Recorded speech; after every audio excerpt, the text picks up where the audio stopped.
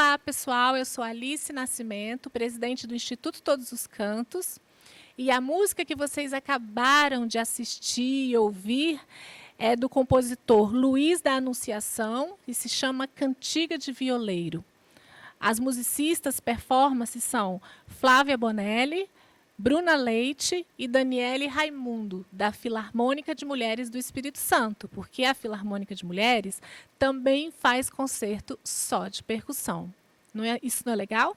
Espero que tenham gostado.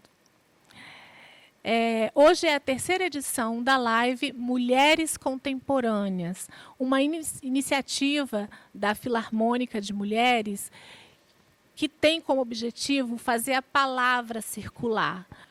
Nós somos mulheres, musicistas, e desejamos nos conectar com outras mulheres de outras áreas, de tantas possibilidades, com mães, com profissionais, com mulheres protagonistas da nossa sociedade atual e falarmos sobre a contemporaneidade e sobre o futuro. Nossa convidada de hoje, que honra! Ela é super, super importante. Eu estou aqui nervosa. Mas vamos lá. Nossa convidada de hoje é a professora, doutora Cris. É isso aí. É só Cris. Só Cris. Mas Cris é tão legal, né? Tem o Cris, que é tão bom para a corda vocal, esse Cris. E eu te chamo de doutora, Cris? Me chama de Cris. Cris. A Cris, ela é mestre e doutora, vou ter que ler, em tecnologia e arquitetura e urbanismo, professora da UFES, Universidade Federal do Espírito Santo, e diretora da FAPES, a Fundação de Amparo à Pesquisa e Inovação do Espírito Santo. Ou seja, uma cientista, especialista em tecnologia e inovação. Isso não é pouco não, galera. Vamos lá, Cris. Primeiro, muito obrigada por aceitar o convite da Filarmônica de Mulheres do Espírito Santo para esse bate-papo. Bom, eu é que me sinto envaidecida, né? Eu estava brincando com você que nem parabéns para você eu sei cantar. Então, ter esse convite hoje aqui para conversar sobre tecnologia, para mim é uma grande honra. Obrigada. Nós que agradecemos, não vamos ficar nessa aqui de agradecer. E assim, a primeira coisa para a gente começar o nosso bate-papo é que a gente quer saber um pouco da sua história. Porque assim, uma cientista que foi lá para a Antártica, que desenvolveu projetos, enfim, isso é fantástico, isso dá uma vontade de estudar, de pesquisar. Então a gente quer saber um pouquinho da sua história. A minha trajetória tem um lado, né, que é engraçado, né? Porque eu era uma daquelas, né, rebeldes que achavam que ia mudar o mundo. Eu ainda acho até hoje, só que eu acho que é com outros instrumentos do que ir para a rua só, né? Embora ir para a rua também é importante. Sim. E eu tinha uma briga forte, né, que era a questão da sustentabilidade do ambiente construído. Quer dizer, eu queria provar que é possível a vida humana em harmonia com o ambiente, que a gente não tem que ser só visto como o destruidor do planeta, que tem como a gente estar em harmonia. E aí a tecnologia tem um papel importante, né? Aí minha história começa, né, além dos tempos de rebeldia, foi um concurso para a Antártica, que tinha lá o concurso da Antártica, que logicamente não tinha a área de arquitetura e urbanismo. Isso foi em 1987, então faz muito tempo, e que eu ganhei o concurso, que o concurso também foi engraçado, porque o desafio que eu tive na entrevista foi falar o que uma mulher arquiteta vai estar fazendo lá na Antártica. E na época minha resposta foi meio rebelde, né? Eu falei, tem absorvente na Antártica? Porque a única diferença entre eu e vocês é que eu preciso de absorvente. Se não tem, eu levo. Enfim, então a minha história já começou desse jeito. E a partir daí teve várias histórias, porque eu era uma mulher, sou uma mulher, mas naquela época muito poucas mulheres iam para a Antártica, e muito menos na minha profissão, eu era a única. da minha profissão. Normalmente iam as pessoas ligadas à biologia, à química, às ciências atmosféricas, o que uma arquiteta vai fazer na Antártica. Uma das coisas mais engraçadas foi quando, em 88, a primeira vez que eu fui foi em 87, mas em 88 eu embarquei num navio militar, né, para ir de navio com 98 homens e eu de mulher. Uau! Aí E, a aventura começa. e eu fiquei muito chateada, porque veio uma porção de repórteres para me entrevistar, e eles só não falavam nada, não queriam saber nada da minha pesquisa, só queriam saber como que é uma mulher no meio de 98 homens, enfim. E eu, né, o ponto final que eu me irritei profundamente foi que depois de tentar falar da minha pesquisa várias vezes, e o repórter lá querendo saber como é que era a mulher na Antártica, aí ele perguntou assim, mas o seu marido deixa você ir?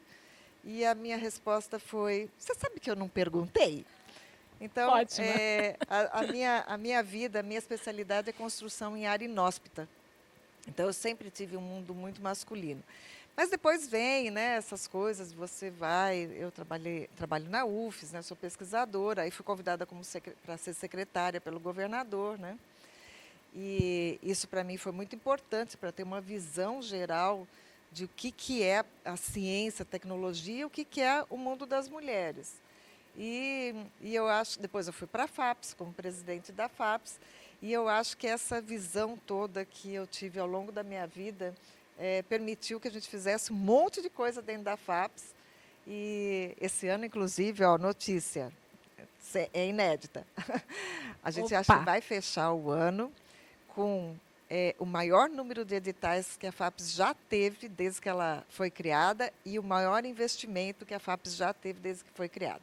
Então, uau, melhor, né? Spoiler impossível.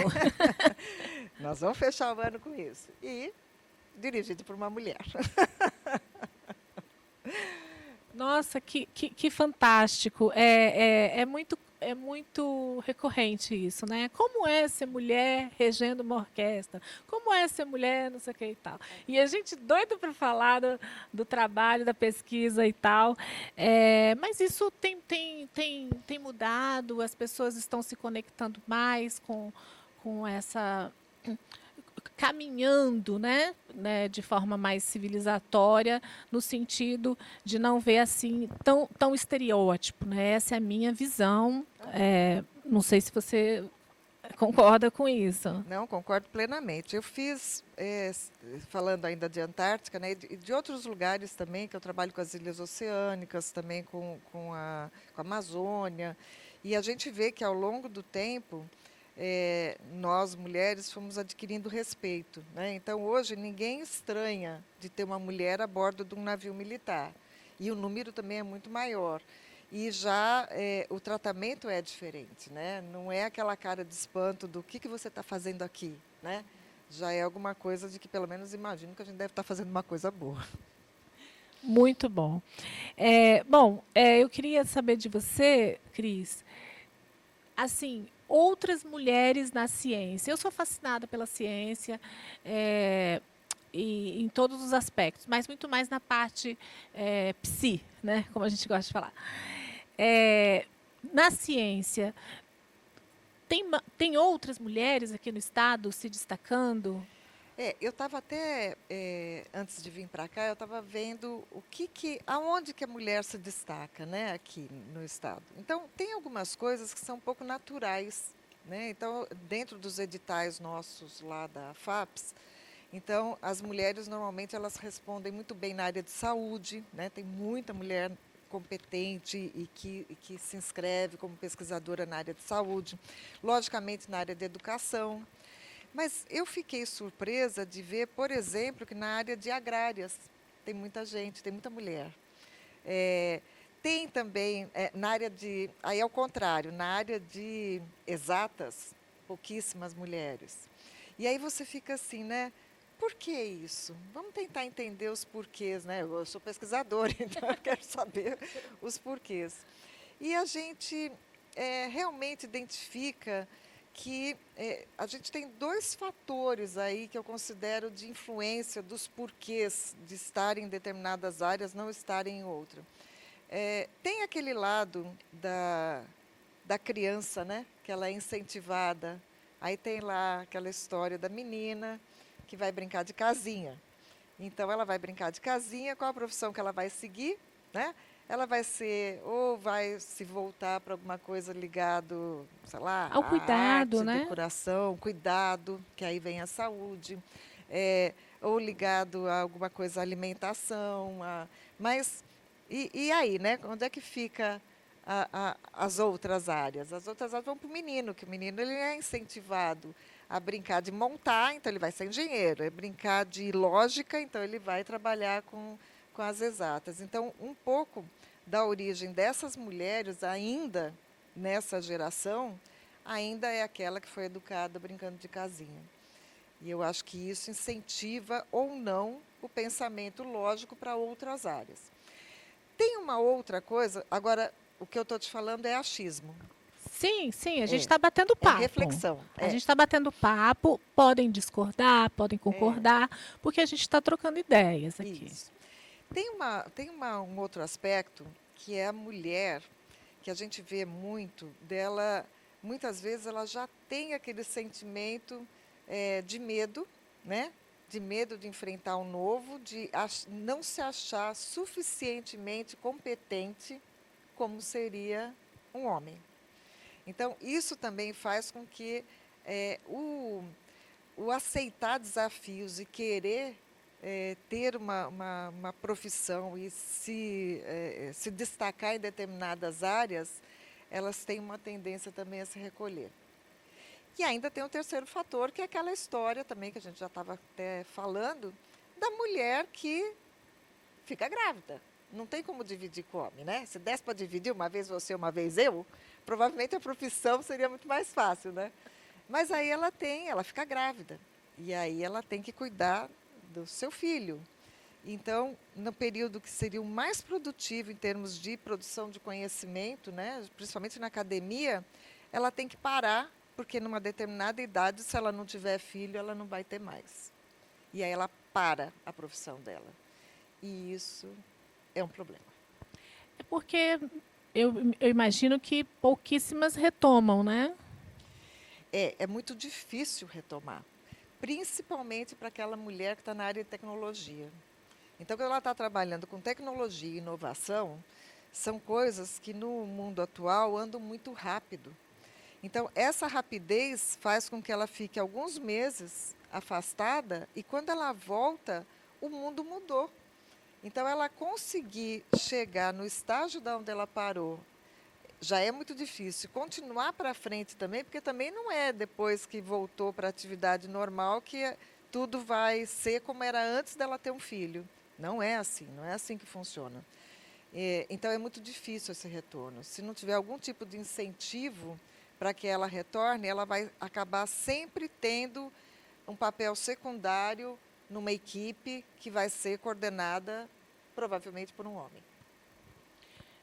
Então, eu queria, assim, na minha opinião, eu penso que a mulher, você falou que a mulher fica grávida, É, né? E gera uma vida ali, um filho, enfim. E essa criança precisa dos cuidados, né? Ela precisa da presença da mãe.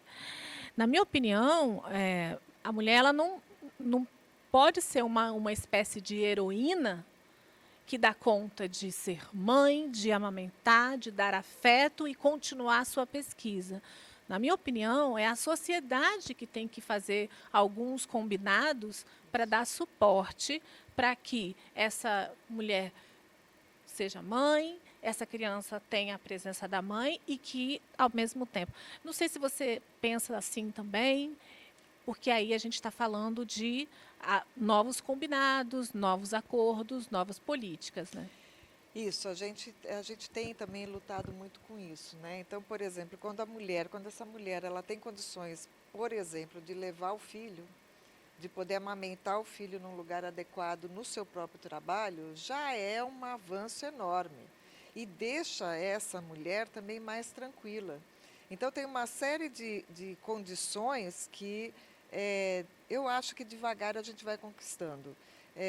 E que aí também o problema é que seja visto da forma adequada. Não é um privilégio, é uma necessidade. Então, essas políticas, e aí que eu acho bacana, por exemplo, eu estar no governo, porque no governo é que a gente consegue definir políticas públicas.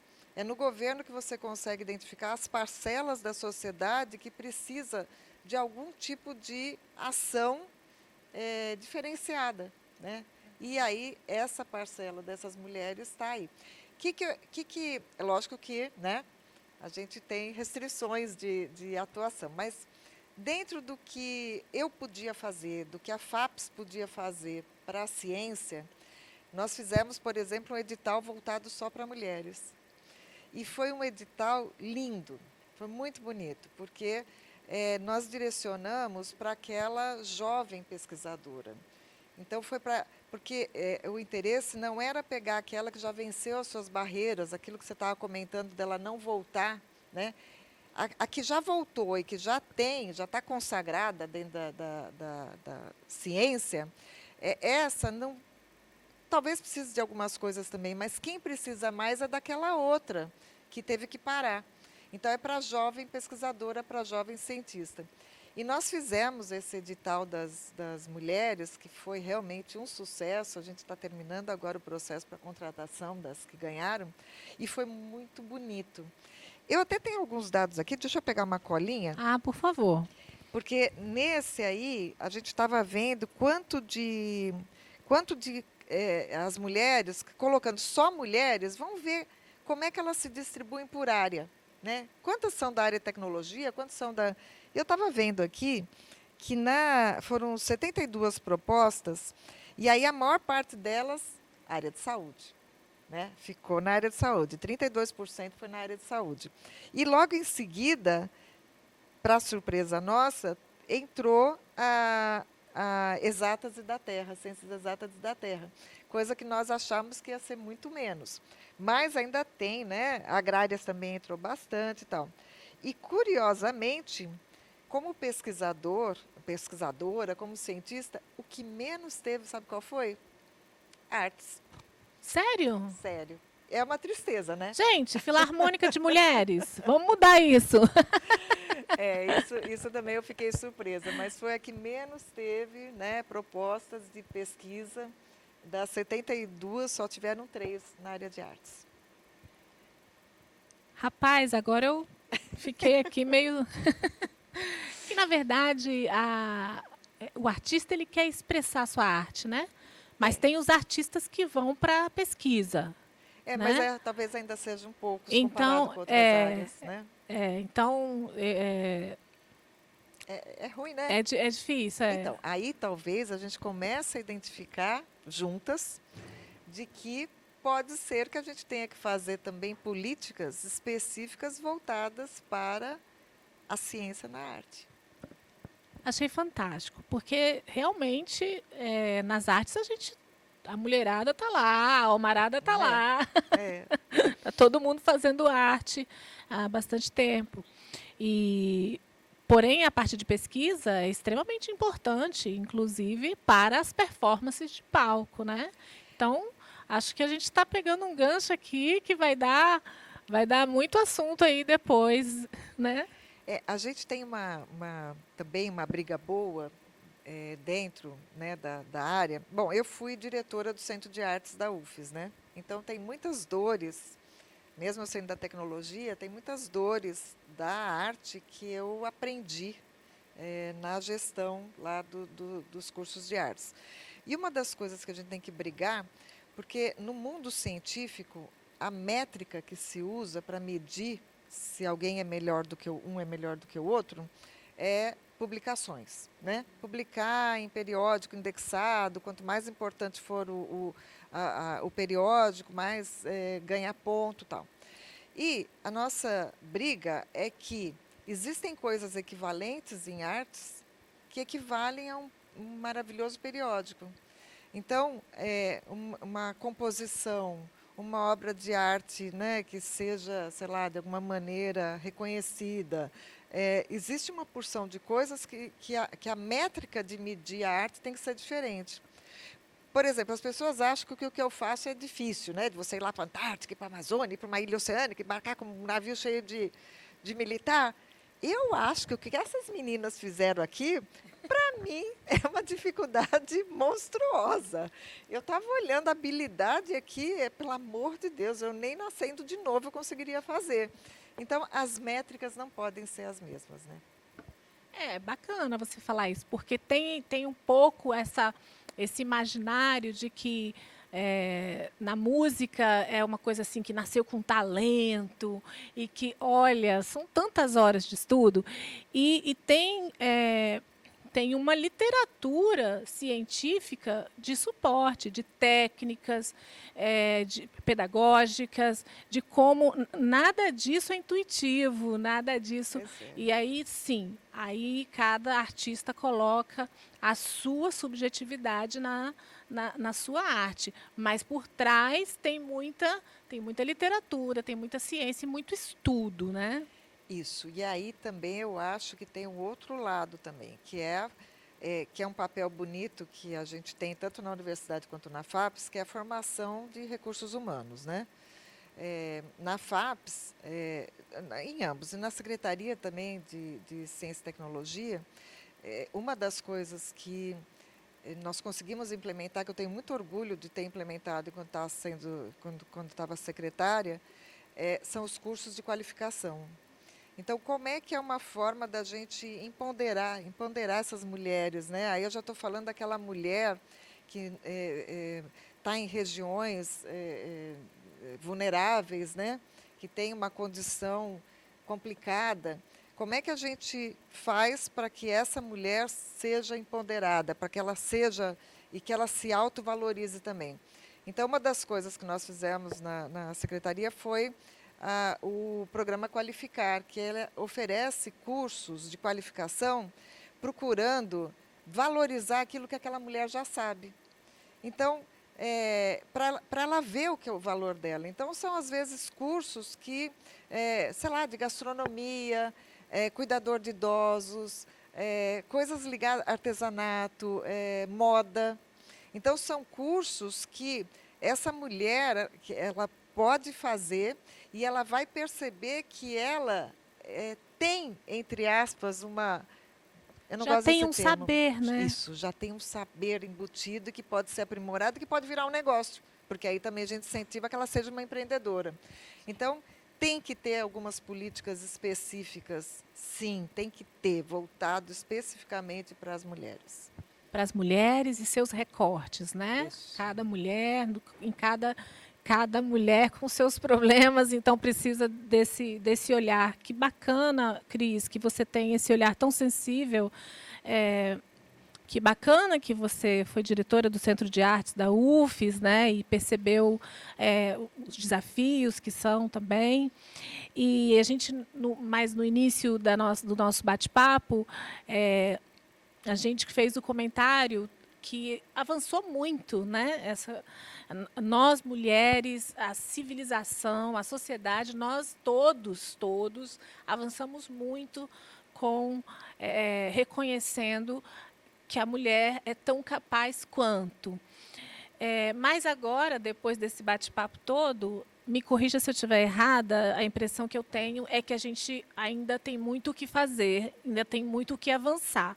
Você concorda comigo? Na minha área, estava até comentando antes da gente entrar aqui, né? Na minha área, eu sou da área de tecnologia em construção, né? Então, o meu lugar é na obra, né? Quando estou lá na obra. E aí, é muito curioso, né? Você vai numa obra, às vezes eu sou responsável pela obra, aí você chega lá, vai falar com responsável técnica, né, pela obra, você vai falar com o responsável pela obra em si. Eu faço muitas visitas com engenheiros também, né? E normalmente eu sou a única mulher. Então, tá a mulher, eu, né? E o engenheiro do lado. Se eu faço uma pergunta para o encarregado da obra, pode ser eu a fazer pergunta, ele vai responder para o engenheiro. Ele não vai responder para mim. É desse modelo. E tem outras áreas também. Eu viajo muito, porque eu também sou coordenadora de uma rede internacional. E essa rede internacional são 22 equipes, 121 pessoas envolvidas. Tal. E normalmente eu estou junto com o meu vice-coordenador. Aí, nessas viagens internacionais, eu sou arquiteta, mulher latino-americana. E esse sub, ele é português, ou seja, europeu, engenheiro e homem. Muitas vezes as pessoas tratam ele como ele sendo coordenador e depois que percebem que a coordenadora sou eu. E como eu brinco muito com isso e não me ofendo, não fico ofendida com isso, eu me divirto, né? Mas a junção desses 3 fatores, latino-americana, mulher e arquiteta, às vezes não é fácil. Não acho que você seja uma pesquisadora. Mas você é muito segura, né, Cris? Sou. Isso não tem problema. Mas a não. gente... Tive que ser, né? Você imagina. Mas a gente tem que... Eu acho que a gente vai concordar de que nem todas as mulheres têm essa força, assim, né? De não se ofender, de não se sentir diminuída, em situações como essas que você está falando, seja em projetos internacionais, seja em uma atividade ali na comunidade, né? Eu vou te contar mais uma historinha. Nem sempre foi assim, né? Quando eu comecei, eu era muito jovem também. Então, quando eu ia nas reuniões, e como o meu trabalho ele era considerado algo semelhante à segurança nacional, por causa desse trabalho na Antártica, nas ilhas oceânicas, lugares de fronteira, então eu tinha muita reunião em Brasília, né? E na Marinha, no Ministério da Marinha. E aí, o meu guarda-roupa, ele era, durante muitos anos, ele foi o guarda-roupa que a gente brinca que fala assexuado. Então, não podia ter nada que mostrasse que eu tinha cintura, nada que mostrasse, o mínimo que mostrasse que eu era mulher. Porque naquela época, se eu me vestisse, se eu botasse uma unha vermelha, né? Já seria algo assim que poderia depor contra a minha capacidade. Então, durante muitos anos, o meu guarda-roupa ele era cinza, bege, preto, alguma coisa que não chamasse atenção para o fato de eu ser mulher. Mas isso depois, né, com o tempo, eu falei, não, peraí, eu sou mulher sim, tenho orgulho. Eu quero botar um brinco, eu quero pintar a unha, Isso. eu quero subir no salto. É Adorei, eu adorei essa história, viu, Cris? Ela diz muito sobre o que a gente passa por aí, né? E, bom,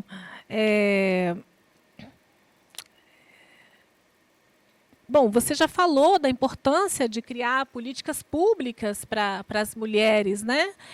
E assim, é uma alegria muito grande receber a Cris aqui, porque ela é muito inspiradora, ela fez e faz muito, e de uma força fenomenal, de uma segurança muito grande, realmente uma mulher contemporânea e inspiradora. E a gente vai terminando por aqui, Cris. Muito obrigada por ter vindo. E, enfim, você gostou da iniciativa Mulheres Contemporâneas? Gente, eu adorei, só achei assim, uma responsabilidade, né? Ser exemplo de mulher contemporânea, mas tá ótimo, estou muito feliz, muito obrigada. Eu que agradeço. E nós, mulheres da Filarmônica de Mulheres do Espírito Santo, a gente acredita na inovação, na ciência, na tecnologia, na sensibilidade, nos afetos, para juntos construirmos sempre uma sociedade melhor. Esse é o Mulheres Contemporâneas da Filarmônica de Mulheres do Espírito Santo. Siga a gente nas redes sociais, @Instituto Todos os Cantos, @Filarmônica de Mulheres do Espírito Santo. Até o próximo.